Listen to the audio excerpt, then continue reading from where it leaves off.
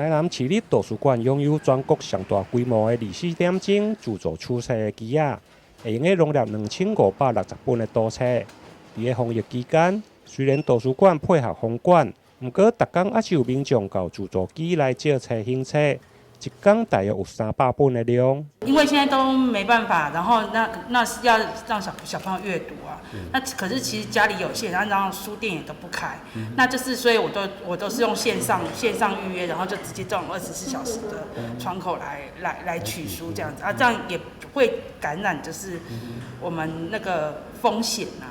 对啊，因为不用跟人群接触，这样我觉得这样还蛮好的。这段期间，我们新总馆的24小时取还书站，我们是持续的在营运。那每天大概有300多本的书会从这边取走。那从闭馆期间到现在，这机器已经提供了3000多本的书的一个外界。那取还书站除了民众可以把各馆的书预约到这边取书，他也可以预约新总馆的在架书在这边哈。那同时呢，我们2台的自助还书机也都是提供在营运的。馆长表示，自封馆以来，大约借出3000本的图册。现在配合较远路的民众无法度自助取册，图书馆对6月1号起，邮局来配合推出书箱宅急便的服务，只要70块的运费，就会用运送5公斤内的图册到恁兜，互你防疫唔免出门。除了这之外，我们从这礼拜开始呢，新总馆也推出了书箱宅急便的服务，民众可以透过网站来提出申请。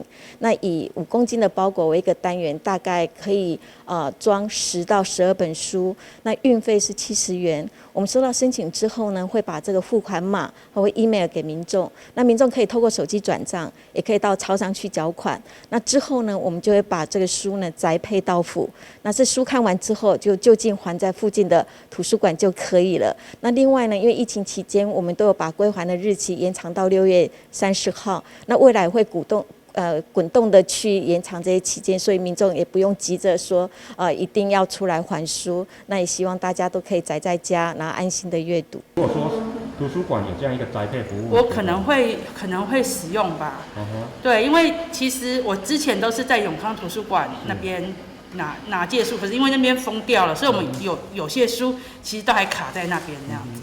现在是还好，这边还有，那我就到这边来拿这样。这项书箱宅急便的服务一推出，短3天就有34件。未来如果量大，会搁甲邮局来协调运费。你图书的借出甲行册，图书馆的人员嘛拢会先做消毒的工作。除了实体的图书，另外图书馆的网站嘛有提供儿童的数位资源、电子册、有声书、甲影音平台等7大数位资源的服务，甚至下载图书馆的 App。互你用一支手机就用享受阅读的趣味。